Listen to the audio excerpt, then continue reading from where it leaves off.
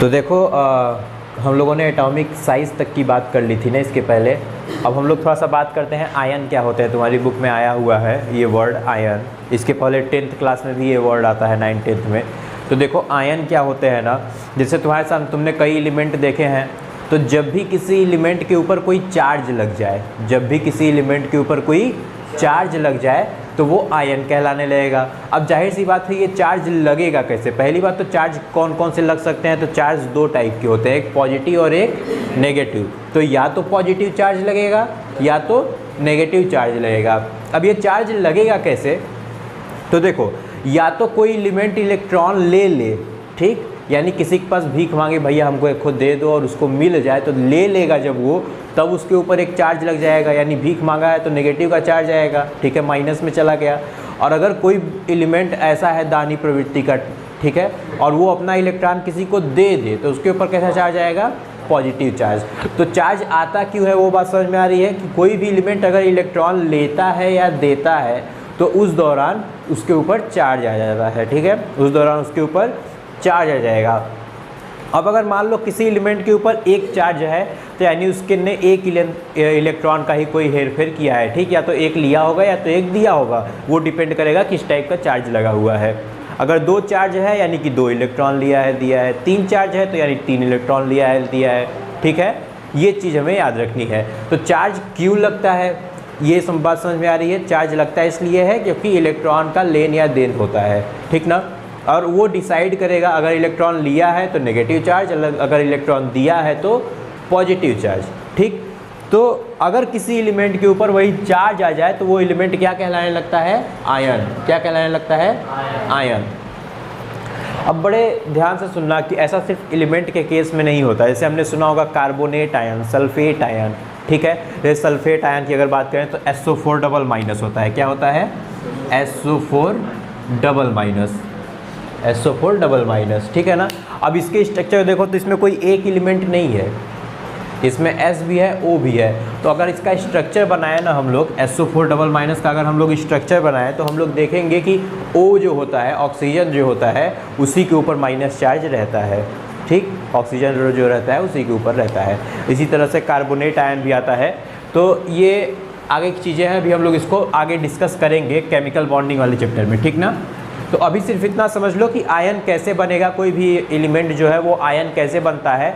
तो जब भी वो एलिमेंट इलेक्ट्रॉन को लेता है या देता है तो उसके बाद वो आयन बन जाता है। कैसे बन जाता है, क्योंकि इलेक्ट्रॉन के लेने या देने की वजह से उसके ऊपर चार्ज जनरेट हो जाता है, उसके ऊपर चार्ज आ जाता है जो उसको आयन बना देता है, ठीक ना।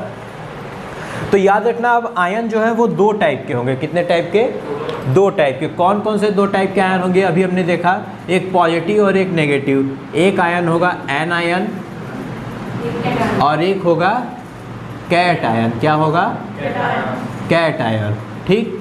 अब किसको हम लोग एन आयन बोलेंगे, किसको कैट आयन बोलेंगे। जैसे हमारे पास दो थे, एक पॉजिटिव और एक नेगेटिव, यहाँ पर दो वर्ड भी हैं, एन आयन कैट आयन। तो किसको हम लोग पॉजिटिव बोलेंगे, किसको नेगेटिव बोलेंगे। तो देखना एन आयन का मतलब होता है नेगेटिव चार्ज। क्या, नेगेटिव चार्ज वाला, मतलब ऐसा एलिमेंट जिसके ऊपर नेगेटिव चार्ज हो उसे हम लोग क्या बोलेंगे, एन आयन। ऐसा एलिमेंट जिसके ऊपर नेगेटिव चार्ज हो उसे हम लोग क्या बोलेंगे, एन आयन। और ऐसा एलिमेंट जिसके ऊपर पॉजिटिव चार्ज हो, क्या हो, पॉजिटिव चार्ज हो, उसे हम लोग क्या बोलेंगे, कैट आयन। क्या बोलेंगे, कैट आयन, ठीक है। तो ये एकदम याद रखना, कभी कभी इसमें कन्फ्यूजन भी होता है एन आयन कैट आयन में, तो इसको याद रखना, ठीक है। एन आयन का मतलब खाली ऐसे एक होगा, ठीक है, और कैट आयन का मतलब पॉजिटिव चार्ज वाला, ठीक ना। ये इतनी सी बात तुमको याद रखना है। तो देखो एन आयन और कैट आयन की वजह से क्या होता है, एक बहुत बढ़िया सा फिनोमिना है, तुम्हारी बुक में डिस्कस किया गया है। एन आयन और कैट आयन की वजह से, एन आयन और कैट आयन की वजह से आइसो इलेक्ट्रॉनिक स्पीसीज जनरेट हो जाती हैं। आइसो इलेक्ट्रॉनिक स्पीसीज का क्या मतलब है, हम लोग इसी बात को ध्यान से सुनेंगे, ठीक है। देखना, लिख लेना, अभी मत लिखना, अभी बस सुन लो। Isoelectronic species, isoelectronic species, ठीक है। तो देखो आइसो इलेक्ट्रॉनिक स्पीसीज क्या होती है, अब हम इस बात को थोड़ा सा देखते हैं। आइसो वर्ड में पहले बता चुका हूँ कि आइसो वर्ड हम लोग कब यूज करते हैं। आइसो वर्ड का मतलब ही होता है सेम। क्या मतलब होता है, सेम। यानी कि जहाँ पे कुछ ना कुछ सेम होगा, कुछ ना कुछ सेम होगा, उसके लिए हम लोग क्या वर्ड यूज करेंगे? आइसो। क्या वर्ड यूज करेंगे?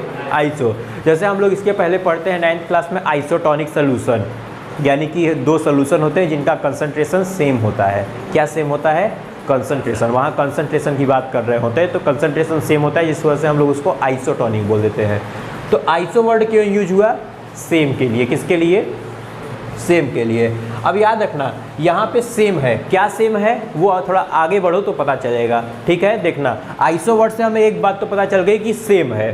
क्या सेम है वो हम लोग आगे बढ़ेंगे तो आइसो यानी सेम है। क्या सेम है? इलेक्ट्रॉन। देखो क्या लिखा हुआ है? इलेक्ट्रॉन। यानी ऐसी स्पीसीज हमारे सामने आ जाए, दो हो सकती हैं, दो से ज़्यादा हो सकती हैं, दो या दो से ज़्यादा ऐसी स्पीसीज हमारे सामने आए जिनमें नंबर ऑफ इलेक्ट्रॉन्स सेम हो, जिनमें नंबर ऑफ इलेक्ट्रॉन्स सेम हो। जैसे एक एग्जाम्पल के लिए बात करते हैं, मान लो हमारे पास नियॉन है। क्या है?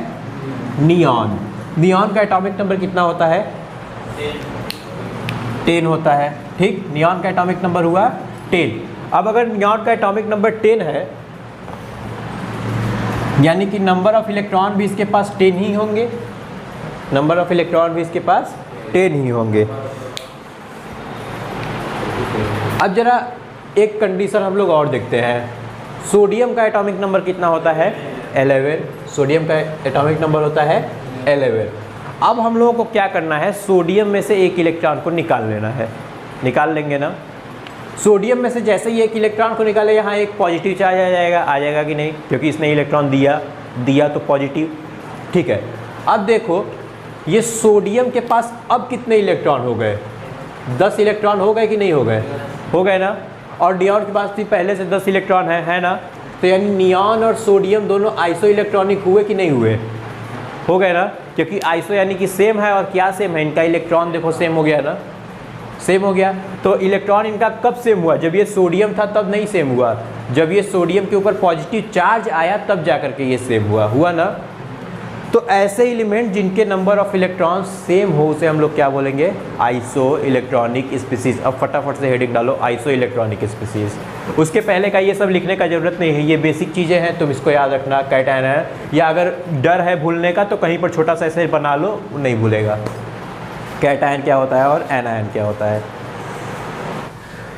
तो ठीक है, आइसो इलेक्ट्रॉनिक स्पीसीज में लिखो द स्पीसीज हैविंग, वाला दरवाजा बंद कर दो तो उठ करके कोई एक लोग। The species having same number of electron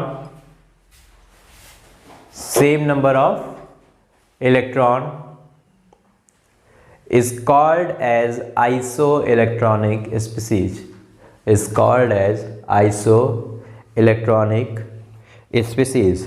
अब आइसो इलेक्ट्रॉनिक स्पीसीज के अगर हम लोग कुछ एग्जाम्पल देखना चाहें, ठीक है। देखो हम लोगों ने क्या लिखा आइसो इलेक्ट्रॉनिक स्पीसीज में कि the species having same number of electron is called as isoelectronic species.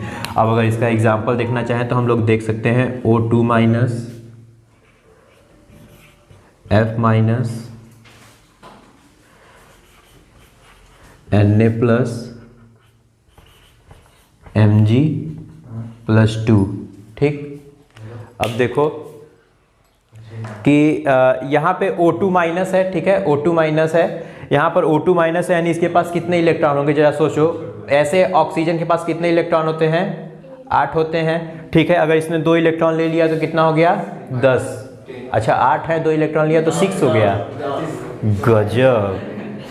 Bio वाले हो कि मैथ वाले? तब तो गलत किए। और अगर ये फ्लोरीन है, इसके पास 9 इलेक्ट्रॉन होते हैं, अगर ये 1 इलेक्ट्रॉन ले लिया यानी कितने हो गए? 10 ही हुए ना, 6 तो नहीं हो गए। फिर ये सोडियम है, इसके पास 11 इलेक्ट्रॉन होते हैं, अगर ये 1 दे दिया तो कितने हुए?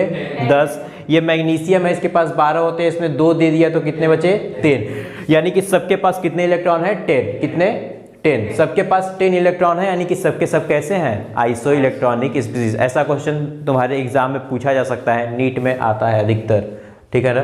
तो जो बायो वाले हैं वो एकदम ध्यान रखें ना। और ऐसा नहीं है कि नीट में आता है तो एकदम IIT वाले फ्री, अरे हम लोगों में तो आएगा नहीं, आ सकता है, ठीक है, चांसेस हैं। तो आइसो इलेक्ट्रॉनिक स्पीसीज ये याद रखे है ना, बहुत छोटी सी चीज़ है, बहुत आसान है। अगर क्वेश्चन आ गया तो समझ लो तुम्हारा बोनस पॉइंट है, 4 नंबर हलवा में तुमको मिल रहा है, पास करने के लिए दिया है वो तुमको, ताकि घर पे मराओ ना रिजल्ट आने के बाद। ऐसे तो कोई भी हम लोग केमिकल का बना सकते हैं। हाँ बिल्कुल बना सकते हो, हाँ बिल्कुल बना सकते हो, बनाते रहो, कोई भी एलिमेंट का बनाते रहो। इसके आगे Al+3 जोड़ लो, देखो कुछ भी बना रहा है नहीं।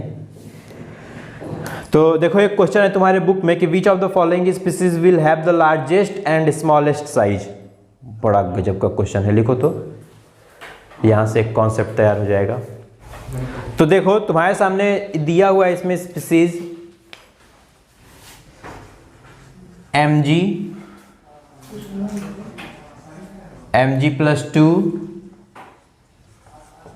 Al, Al+3। ठीक, अब ये 4 स्पीसीज तुम्हारे सामने दी हुई है। तुमसे पूछा गया है कि विच ऑफ द, मतलब इनमें से ऐसी कौन सी स्पीसीज होगी जिसकी साइज सबसे छोटी होगी, और ऐसी कौन सी स्पीसीज होगी जिसकी साइज सबसे बड़ी होगी। तो तुम्हारे पास 2 मिनट का कुछ समय है, जितना दिमाग लगा सकते हो लगाओ और सॉल्व करो। तो देखो मैंने पूछा कि ये 4 तुम्हारे पास 4 स्पीसीज दी हुई हैं, इनमें कौन सबसे बड़ा होगा और कौन सबसे छोटा होगा। तो एक आंसर ये आया कि एल्युमिनियम सबसे बड़ा होगा और Mg+2 और Al+3 की साइज सेम होगी। ठीक है, तो बहुत ही बेकार आंसर आया ये गलत है। और उसके बाद ये आया कि Al की साइज स्मॉलेस्ट होगी। कुछ हद तक ठीक था पर थोड़ा सा गड़बड़ है, लेकिन एक ही आया सिर्फ कि Al की साइज सबसे स्मॉलेस्ट होगी। तो लार्जेस्ट किसकी होगी ये भी बता दो। Mg+2, वाह, Mg+2 की साइज इसमें लार्जेस्ट होगी। तो देखो अब इसको बताते हैं कैसे ये सॉल्व होगा, ध्यान से सुनो। कैसे इसको कैसे सबसे बड़ा बोला गया ये बताओ। ऐसे सर ऐसे बोल दिए जोश जोश में होता है। देखो जब भी हम लोग किसी पीरियड में लेफ्ट से राइट जाते हैं तो एटॉमिक साइज घटती है, पता है कि नहीं पता है, बताए थे ना। तो Al तो सबसे बड़ा हो ही नहीं सकता क्योंकि Mg पहले आता है उसी पीरियड में, तो यहीं से ये गलत हो गया ना। तो देखो जब भी हम लोग किसी पीरियड में लेफ्ट से राइट जा रहे हैं साइज क्या होगी, डिक्रीज होगी, होगी कि नहीं होगी, होगी ना। यानी कि तुम्हारे पास है क्या, Mg है, Al है, Mg का ही आयन है और Al का ही आयन है। अब बड़े ध्यान से समझना कि ये पॉजिटिव चार्ज लगा है, यानी हुआ क्या होगा कि ये लोग इलेक्ट्रॉन दिए होंगे। ठीक है, इलेक्ट्रॉन देने की वजह से हुआ क्या होगा, जरा एकदम ध्यान से इमेजिन करते चलना, बहुत मजा आएगा। देखो ये है, अगर हम लोग Mg का स्ट्रक्चर बनाएं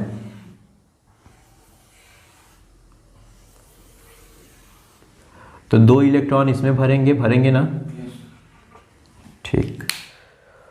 उसके बाद 8 इलेक्ट्रॉन इसमें भर देंगे, यहाँ पर ऐसे ऐसे ऐसे ऐसे ऐसे ऐसे। उसके बाद 2 इलेक्ट्रॉन हम लोग यहाँ भरेंगे। ये है Mg का स्ट्रक्चर, किसका है, Mg का। अब देखो हुआ क्या है, इस शहर को हुआ क्या, कहीं राख है कहीं धुआं धुआं। देखो अब क्या हुआ कि ये Mg में से 2 इलेक्ट्रॉन को निकाला गया, तभी तो 2+ का चार्ज आया, 2 इलेक्ट्रॉन को निकाला गया। चलो निकालते हैं, ये निकला 1 और ये निकला 2, निकल गया ना। अब इस ऑर्बिट में क्या कोई इलेक्ट्रॉन है, जब इस तरह इलेक्ट्रॉन ही नहीं है तो इस ऑर्बिट के रहे न रहे क्या मतलब, यानी कि अब ये ऑर्बिट भी नहीं है। हम लोग तो यही समझेंगे ना, जब इलेक्ट्रॉन नहीं है यानी ये ऑर्बिट भी नहीं है, क्योंकि ऑर्बिट बनता कैसे है, इलेक्ट्रॉन रहता है, वो इलेक्ट्रॉन घूमता है तब तो ऑर्बिट बनता है। लेकिन ना यहाँ इलेक्ट्रॉन है, इलेक्ट्रॉन नहीं है यानी कि कोई घूमेगा भी नहीं। ठीक है, अब इलेक्ट्रॉन की आत्मा नहीं आएगी यहाँ घूमने, तो इलेक्ट्रॉन भी नहीं है, ठीक है, यानी ऑर्बिट भी नहीं होगा। तो बचा क्या, ये बचा ना, ये बचा, यानी मैग्नीशियम की साइज अब कम हो गई कि नहीं हो गई, हो गई ना। यानी ज़रा ध्यान से देखो, पॉजिटिव चार्ज आने की वजह से हुआ क्या है, एलिमेंट की साइज जो है वो घटी है ना। अब कैसे घटी होगी ज़रा और सोचो, और क्या सोचोगे, घट गई तो घट गई। ठीक, तो देखो ध्यान से, तो Mg सबसे बड़ा होगा, ये बात पक्की है। Mg जो है वो सबसे बड़ा होगा क्योंकि वो लेफ्ट में आता है सबसे पहले। इतना तो क्लियर ना कि Mg और Al में से कौन बड़ा है? Mg। भाई साहब हम बड़े हैं, ठीक। सबसे छोटा कौन होगा, जरा ध्यान से देखो। अब सबसे छोटा, ये तो सबसे बड़ा हो गया, ये पता हमें चल गया कि इसकी साइज सबसे बिग है क्योंकि ये लेफ्ट में आता है। इतनी बात एकदम पक्की है ना, क्योंकि अब इसके बाद अगर देखें तो Al इसके बाद आता है तो Al भी इससे छोटा ही होगा, और ये दोनों पॉजिटिव चार्ज वाले हैं तो ये तो निहायत छोटे होंगे, ठीक ना। तो अब थोड़ा सा और हम लोग आगे चलते हैं, बात करते हैं कि इन दोनों में किसकी साइज सबसे छोटी होगी। अब हमें यही पता लगाना है, ठीक ना। तो जरा ध्यान से देखो, Mg से छोटा है Al, Mg से छोटा है Al, ठीक। अगर Mg से छोटा है Al यानी कि Al का जो आयन बन रहा होगा, ठीक है, ध्यान से सुनना। अगर Mg से छोटा है Al तो Al का यहाँ पर Mg का भी कैटायन ही बना है और Al का भी कैटायन ही बना है। तो अगर Mg से छोटा Al है तो Mg से बनने वाला जो कैटायन होगा, Mg से बनने वाला जो कैटायन होगा उससे छोटा होगा Al से बनने वाला कैटायन, होगा कि नहीं होगा? बड़े ध्यान से समझना इस बात को कि अगर Mg से छोटा है ना Al, लेफ्ट से राइट में जा रहे हैं, Mg से छोटा है Al, तो Mg से जो आयन बन रहा है और Al से जो आयन बन रहा है, अगर उन दोनों को हम कंपेयर करें तो भी वही रिलेशन होगा, तो भी तो वही रिलेशन होगा। क्योंकि अगर हम लोग देखें ध्यान से तो हो कुछ नहीं रहा है, हुआ क्या है, सिर्फ इलेक्ट्रॉन ही तो कम हुए हैं, सिर्फ चार्ज बढ़ गया है, सिर्फ चार्ज बढ़ गया है, इलेक्ट्रॉन कम हुए हैं। तो सबसे छोटा कौन होगा? Al+3। कौन होगा? Al+3। तो लिख लो अपने कॉपी में, सबसे बड़ा होगा यही Mg और सबसे छोटा होगा Al+3।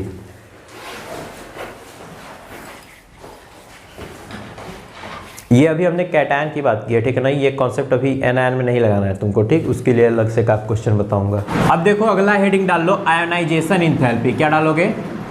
Ionisation enthalpy. क्या बोल रहे हो? अच्छा यहाँ पे तो जेड कर लो, मेरा स्टाइल है वो लिखने का। अब इंथैल्पी की भी स्पेलिंग भुलवा दिए, चलो इतना ही लिखेंगे। आयोनाइजेशन इंथैल्पी है आगे, ठीक। आयोनाइजेशन इंथैल्पी लिख लो। तो देखो आयोनाइजेशन इंथैल्पी क्या होती है, हेडिंग डाल लो, फिर इसको समझ लो कि आयोनाइजेशन इंथैल्पी क्या होती है, ठीक है। तो देखो समझाते हैं, आयोनाइजेशन इंथैल्पी का मतलब क्या है। देखो यहाँ वर्ड क्या आया है? आयोनाइजेशन, यानी किसी भी एलिमेंट को आयोनाइज किया जा रहा होगा। आयोनाइज का मतलब क्या है कि उसके ऊपर चार्ज जनरेट किया जा रहा होगा। अब चार्ज कैसे जनरेट किया जाएगा? किसी एलिमेंट में से हम लोग इलेक्ट्रॉन को निकाल लें, चार्ज जनरेट हो गया, ठीक है ना। किसी एलिमेंट में से हम लोग इलेक्ट्रॉन को निकाल लें। तो देखो आयोनाइजेशन इंथैल्पी क्या होती है, या तो एक दूसरा मेथड भी है कि हम लोग उसको एक चार्ज दे दें, लेकिन हमको यहाँ पे उसकी बात नहीं करनी है, हमको किसकी बात करनी है? इलेक्ट्रॉन निकालने की। तो देखना आयोनाइजेशन इंथैल्पी क्या होगी, हम लोग देखेंगे कि किसी भी एक आइसोलेटेड गैसियस एटम से, किससे?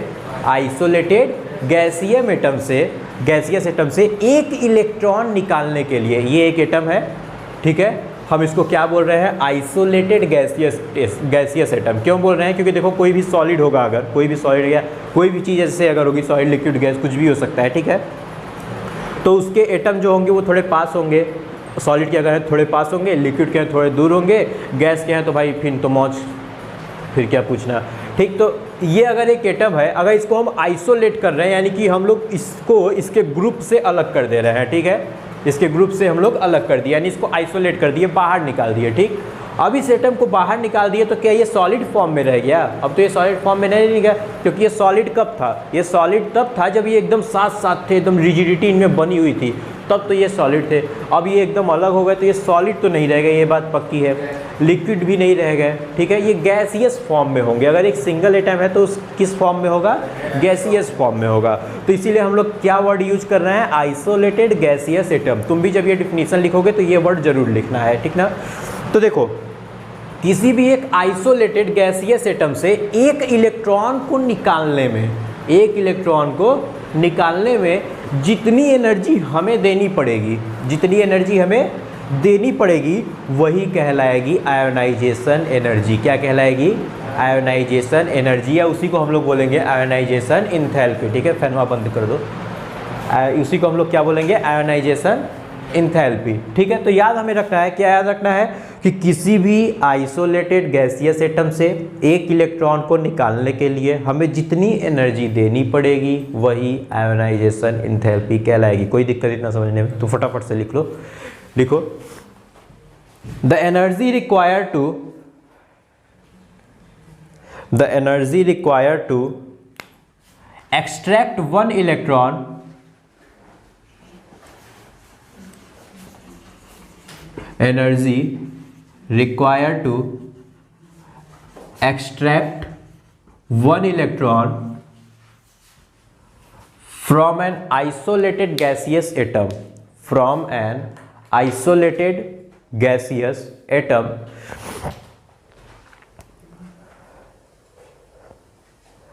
is called as its ionization enthalpy या ionization energy is called as ionization enthalpy या ionization energy, कुछ भी हम लोग कह सकते हैं। ठीक है, तो ये बात समझ में आ गई ना कि अगर हमारे पास कोई भी एक गैसियस एटम है, इसमें से हम लोग ऐसे ये एक इलेक्ट्रॉन ऐसे हम लोगों को बाहर निकालना है, तो ऐसे ये पकड़ के तो निकालेंगे नहीं, कुछ एनर्जी देंगे, यानी हो सकता है उसको गर्म करें, धूप में रख दें, कुछ भी कर दें। ठीक, तो उससे एक इलेक्ट्रॉन निकालने के लिए हम जो भी एनर्जी उसको देंगे, ठीक है, जो भी एनर्जी उसको देंगे, तो जितनी एनर्जी उसको चाहिए होगी एक इलेक्ट्रॉन निकालने के लिए, ठीक है, वही एनर्जी क्या कहलाएगी? आयोनाइजेशन एनर्जी कहलाएगी या आयोनाइजेशन इंथैल्पी कहलाएगी। ठीक है ना, तो ये इतनी सी डिफिनीशन हमें याद रखनी है। अब तुम्हें कुछ ऑर्डर लिखवा देते हैं, ठीक है, जैसे हम लोग देखेंगे, एक ऑर्डर लिख लो, किसी भी पीरियड में हम लोग एक लाइन लिख लो, उसके बाद लिखते हैं ऑर्डर। लिखो in a period from left to right the ionization energy increases, the ionization energy increases। यानी किसी भी पीरियड में अगर हम लोग लेफ्ट से राइट की तरफ बढ़ते हैं तो आयोनाइजेशन एनर्जी क्या होगी? इंक्रीज होगी। क्यों इंक्रीज होगी, जरा इस बात को भी समझ लें। ठीक है, देखना हर चीज़ का हम लोग रीजन जानते चल रहे हैं, लेकिन यहाँ पे तुमको एक्सेप्शन भी देखने को मिलेगा। ठीक है ना, तो याद रखना कि केमिस्ट्री पढ़ रहे हो तो ये मत सोचना कि सब कुछ एकदम यथावत चलता जाएगा, यहाँ कोई एक फिक्स लॉ नहीं है। हर लॉ बनते हैं और हर लॉ तुरंत ही टूटते हैं, जैसे ही बने नहीं कि टूटे नहीं। ठीक है, तो अभी देखना टूटेगा ये वाला लॉ भी। तो ये रूल बस हमें एक जनरल हम लोग याद रख लेते हैं कि लेफ्ट से राइट जब हम लोग जाएंगे तो आयोनाइजेशन एनर्जी इंक्रीज होगी। क्यों इंक्रीज होगी उसको हम लोग बात करते हैं, कॉन्सेप्ट उसका समझते हैं। ठीक है ना, रटने की जरूरत नहीं पड़ेगी अगर समझ लिए तो। देखो जैसे जैसे हम लोग लेफ्ट से राइट जाएंगे एटॉमिक साइज घटेगी ना, ये हम लोग पढ़ चुके हैं, घटेगी कि नहीं घटेगी। ठीक है, जैसे अगर मान लो हम इधर बात कर रहे हैं लिथियम वाले ग्रुप की, तो लिथियम की बड़ी होगी। ठीक है, और जैसे जैसे उससे इधर जाते जाएंगे फ्लोरीन की छोटी होगी। ठीक है ना, यानी लेफ्ट से राइट जाएंगे तो एटॉमिक साइज घटेगी। अब देखो एटॉमिक साइज घटने की वजह से क्या होगा, न्यूक्लियस के पास होता है पॉजिटिव चार्ज। ठीक है, न्यूक्लियस के पास है पॉजिटिव चार्ज। अब जैसे एटॉमिक साइज घट रही है, यानी कि न्यूक्लियस जो है वो इलेक्ट्रॉन्स को बहुत तेज़ी से खींचे हुए है, तभी तो एटॉमिक साइज घटी हुई है। ठीक है, न्यूक्लियस जो है वो बहुत तेज़ी से इलेक्ट्रॉन को अपनी तरफ खींचे हुए है। अब वो इतना तेज़ी से अगर खींचे हुए है तो उससे इलेक्ट्रॉन छीनने के लिए हमें और तेज़ी से एनर्जी देनी पड़ेगी कि नहीं देनी पड़ेगी? देनी पड़ेगी ना। तो यानी कि जितना तेज़ी से न्यूक्लियस इलेक्ट्रॉन को पकड़े होगा, हमको उतना ही ज़्यादा एनर्जी देनी पड़ेगी उससे इलेक्ट्रॉन लेने के लिए। ठीक है, क्योंकि उसको क्या ज़रूरत है इसे साधारण तरीके से छोड़ देने की है। तुम्हारी ज़मीन है, तुम छोड़ोगे क्या? नहीं छोड़ोगे तो मराओगे, फिर छोड़ दोगे तो मराओगे, ज़्यादा मराओगे तभी छोड़ोगे। ठीक है, अगर कोई तुम्हारी ज़मीन कब्जी आना चाहे तो क्या करेगा? तुमको ज़्यादा मारेगा, पीटेगा। ठीक है, पहली बात, ज़्यादा अगर मारेगा पीटेगा तब सोचोगे कि साला जान बचेगी तो फिर से लिखवा लेंगे कि आपको ज़मीन छोड़ ही देते हैं। ठीक, तो तुम छोड़ दोगे। ठीक, तो यानी कि अगर तुम्हारा जितना ज़्यादा मोह होगा उस ज़मीन से, या जितना तेज़ी से तुम उस ज़मीन को पकड़े होगे, जिससे जितना तेज़ी से पकड़ेगा मतलब कितनी पुश्तैनी है तुम्हारा, लगाव अगर हमारे बाप दादा कमाए हैं, इसे कैसे छोड़ दें। ठीक है, तो जितना तुम्हारा उस ज़मीन से लगाव होगा तुमको उतना ही ज़्यादा मारना पीटना पड़ेगा। ठीक है, तब जा करके तुम वो ज़मीन छोड़ोगे। तो वही चीज़ यहाँ पे है कि जो न्यूक्लियस है उसका जितना ज़्यादा लगाव होगा इलेक्ट्रॉन से, यानी वो इलेक्ट्रॉन्स को जितना तेज़ी से खींचा होगा उसको उतना ही ज़्यादा एनर्जी हमें देनी पड़ेगी। तो ठीक वही बात है, इसीलिए हम लोग लेफ्ट से राइट जा रहे हैं तो बढ़ रही है। क्यों बढ़ रही है? क्योंकि एटॉमिक साइज घट रही है, और एटॉमिक साइज घटने की वजह से क्या हो रहा है? इफेक्टिव न्यूक्लियर चार्ज बढ़ जा रहा है, यानी कि जो न्यूक्लियस का चार्ज है वो बहुत इफेक्टिवली काम कर रहा है इलेक्ट्रॉन्स पे। ठीक, तो उससे इलेक्ट्रॉन को निकाल लेना इतना बच्चों का खेल नहीं है, ये खेल नहीं है बच्चों का, समझ रहे हो ना? तो वही याद रखना है। तो बस लिख लो कि from left to right ionisation energy increases, लिख लिए ना? ठीक है, तो अब ये ऑर्डर लिखो। तो देखो ये हमारे पास फर्स्ट आयोनाइजेशन एनर्जी का ऑर्डर है। किसका? फर्स्ट आयोनाइजेशन एनर्जी है ये, फर्स्ट वाली। फर्स्ट का क्या मतलब है? क्या अभी एक इलेक्ट्रॉन निकाला गया, ठीक, एक इलेक्ट्रॉन निकाला गया, तो उस पहले वाले पीरियड का हम लोग देख रहे हैं। तो ये ठीक है, ये हमारे पास एक ऑर्डर आ गया। अब देखो इस ऑर्डर में होता क्या है, ध्यान से समझना। हमारे पास एलिमेंट कैसे आते हैं? हाइड्रोजन के बाद लिथियम होता है, लिथियम के बाद बेरिलियम होता है ना? कौन होता है? बेरिलियम। लेकिन यहाँ पहले कौन है? बोरॉन। यानी एक एक्सेप्शन मिल गया ना हमें, यानी जो हमने ऑर्डर पढ़ा था लेफ्ट से राइट जाने पर, वहाँ उसका एक एक्सेप्शन हमें क्या मिला? यहाँ पे मिल गया, मिला ना? यानी ये देखो लीक से हट करके चल रहे हैं ये लोग, तो एक एक्सेप्शन हमें तो यहीं पे मिल गया। अब दूसरा एक देखते हैं, देखो अब आगे थोड़ा सा और बढ़ते हैं। तो हाइड्रोजन, हीलियम, लिथियम है, फिर बेरिलियम, बोरॉन, ठीक है। उसके बाद कार्बन आता है, कार्बन है, उसके बाद कार्बन आता है, कार्बन है, फिर नाइट्रोजन आता है। कौन आता है? नाइट्रोजन। लेकिन यहाँ पे देखो नाइट्रोजन नहीं आया है, नहीं आया है ना? यहाँ पे ध्यान से देखो तो नाइट्रोजन नहीं आया है। देखो लिथियम, बेरिलियम, बोरॉन ये भी गड़बड़ था। उसके बाद कार्बन आता है, कार्बन है, ठीक। उसके बाद नाइट्रोजन आता है, लेकिन नाइट्रोजन यहाँ पे नहीं है। यहाँ कौन है? ऑक्सीजन है। तो यानी एक एक्सेप्शन हमें यहाँ पे मिल गया, मिल गया ना? अब एक चीज़, एक खूबसूरती देखो केमिस्ट्री की, कि ये ट्रेंड है, और जो नॉर्मली बाकी सब्जेक्ट में जो ट्रेंड बनाया जाता है वो लंबे समय तक काम करता है, लेकिन ये केमिस्ट्री में तुमको सिर्फ देखने को मिलेगा कि ये ट्रेंड बनाया गया जो 4 लोगों पे काम कर, 3 लोगों पे काम कर रहा है, 4 लोगों पे नहीं कर रहा है। ये ट्रेंड है, ठीक। तो याद रखना कि ये जो दोनों पॉइंट है ये एक्सेप्शन वाले हैं, ठीक है। यहाँ पे तुमको एक्सेप्शन देखने को मिलेगा, ठीक है। ये ट्रेंड से हट करके यहाँ पे बात होती है। तो इस ऑर्डर को लिखो, पहला वाला ऑर्डर, फिर उसके बाद दूसरा ऑर्डर लिखाते हैं। ये पहला ऑर्डर लिख लो और इसको ज़रूर याद रखना, क्योंकि कई बार पूछा गया क्वेश्चन है और यही पूछा जाता है जो एक्सेप्शन वाला है, क्योंकि यही भूलते हैं, क्योंकि ये ट्रेंड से हट करके यहाँ पे बात होती है, इसलिए कई बार पूछा गया है। अगर तुम प्रीवियस ईयर के अपने क्वेश्चन उठा करके देखना तो तुमको कई बार मिल जाएगा, मेंस में भी मिल जाएगा, और अगर नीट वाले देखोगे तो उसमें भी तुमको मिल जाएगा ये क्वेश्चन।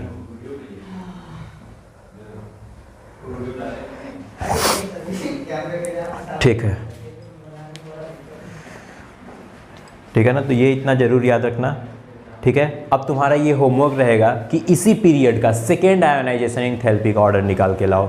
या नहीं निकाल पाओगे, मुझे पता है अपने से नहीं निकाल पाओगे, इतने होनहार कहाँ हो, तो खोज करके आओ, ठीक है। सेकेंड आयोनाइजेशन एंथैल्पी का खोज करके आना, और ज़रा उसमें सोचना कि उसमें जो ऑर्डर बना है क्यों बना है, क्योंकि वहाँ पर भी तुमको ऐसे ही एक्सेप्शन देखने को मिल जाएगा, ठीक ना। ऐसे ही एक्सेप्शन वहाँ पे भी तुमको देखने को मिलेगा 2 बार, एक बार ये जैसे देखने को मिला है वैसे ही वहाँ पर भी देखने को मिलेगा।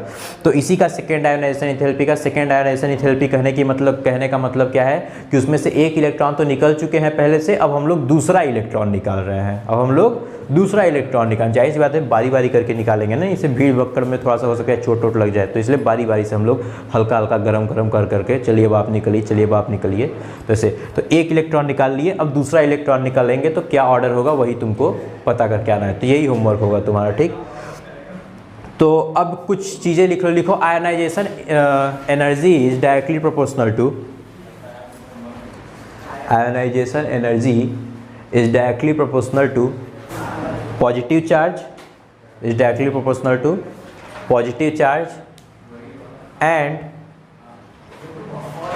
inversely proportional to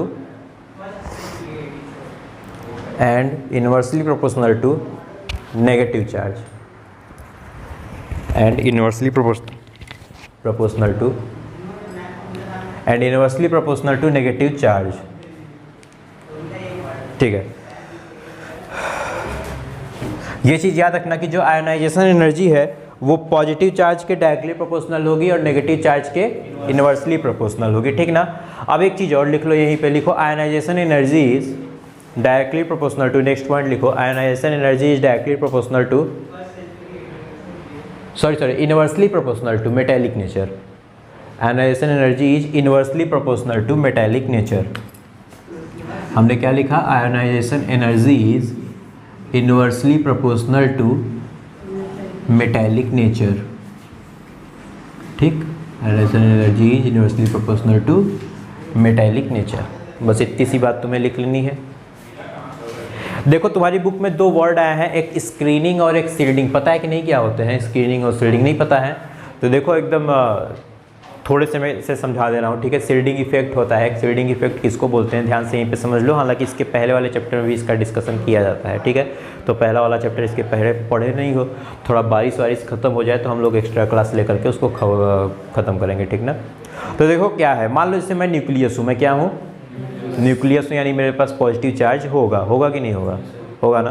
अब ये मान लो ऐसे ऑर्बिट है, ठीक है, जिसमें इलेक्ट्रॉन घूम रहे हैं। तो ये पहला ऑर्बिट, यहाँ एक इलेक्ट्रॉन, वो दूसरा ऑर्बिट, वहाँ भी इलेक्ट्रॉन, तीसरा ऑर्बिट, वहाँ भी इलेक्ट्रॉन, ऐसे इलेक्ट्रॉन है, ठीक ना। अब जाहिर सी बात है मेरे पास पॉजिटिव चार्ज है, इलेक्ट्रॉन के पास कैसा चार्ज है? नेगेटिव। तो मैं उन्हें खींचूंगा, यानी कि मैं ऐसे इनके ऊपर फोर्स लगाऊंगा और अपनी तरफ अट्रैक्ट करूंगा ना।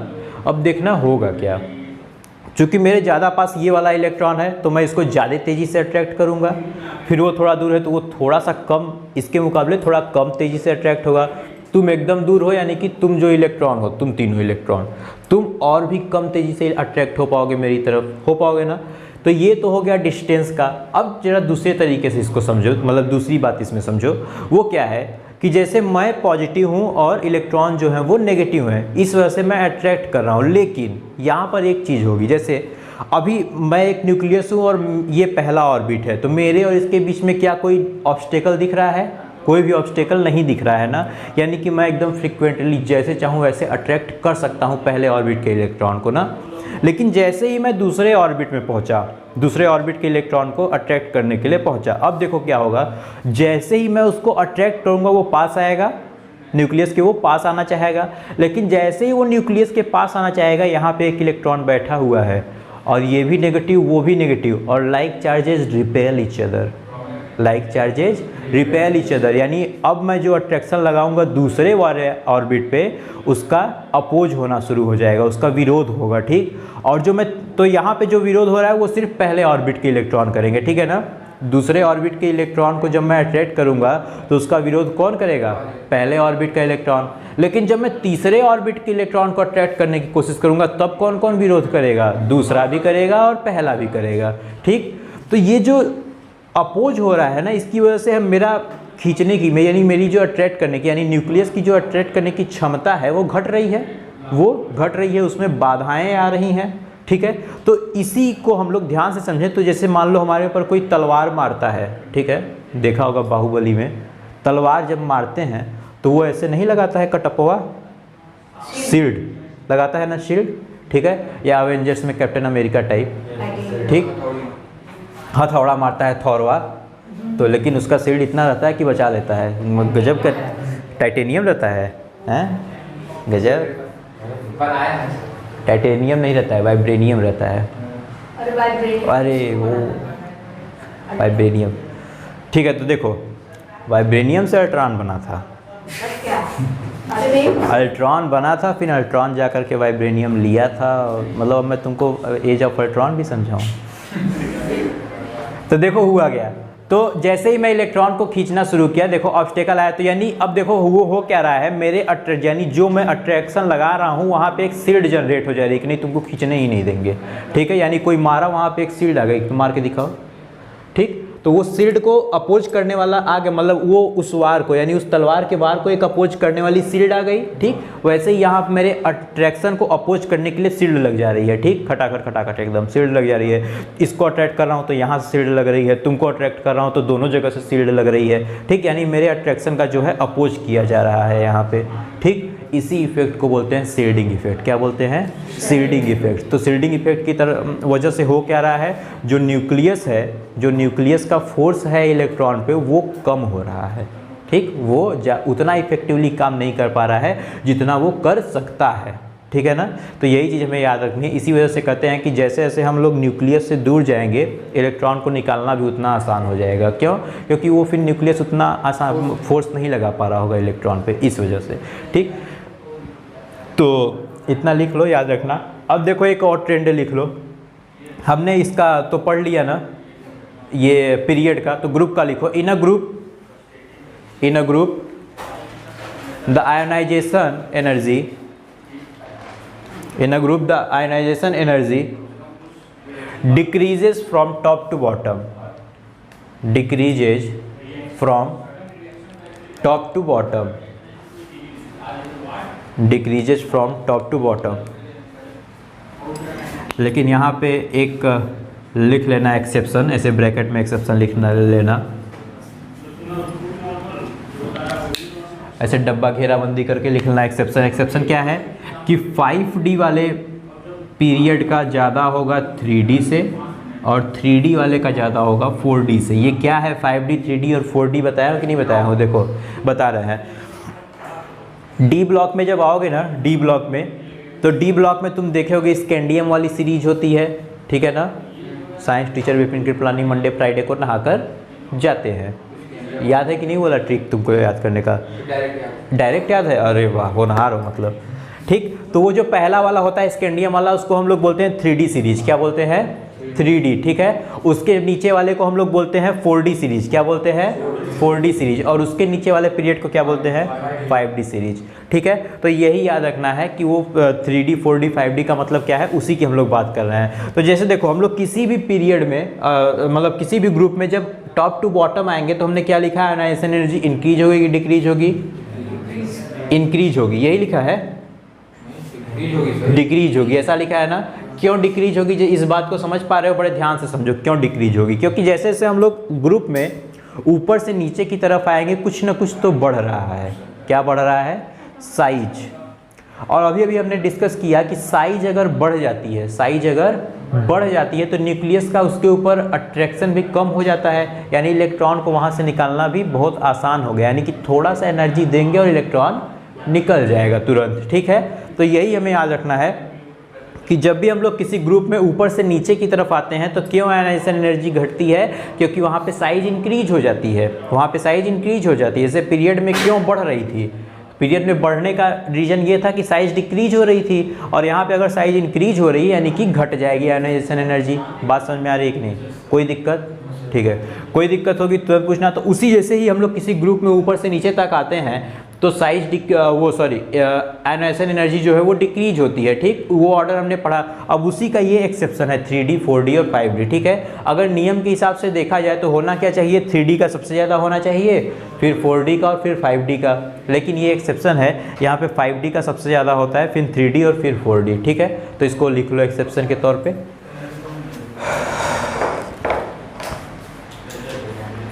ठीक है ना। यहाँ पे एनसीईआरटी में प्रॉब्लम नंबर 3.6, इसको पढ़ करके आना। नहीं समझ में आएगा तो बताना, समझा देंगे, ठीक है। मार्क कर लो प्रॉब्लम नंबर 3.6, इसको पढ़ करके आना, ठीक ना। तो यहाँ आज हमने आयोनाइजेशन एनर्जी तक देखो ख़त्म कर लिया, ठीक है। अभी इसके कुछ क्वेश्चन है जो हम लोग कल डिस्कस करेंगे, ठीक है ना।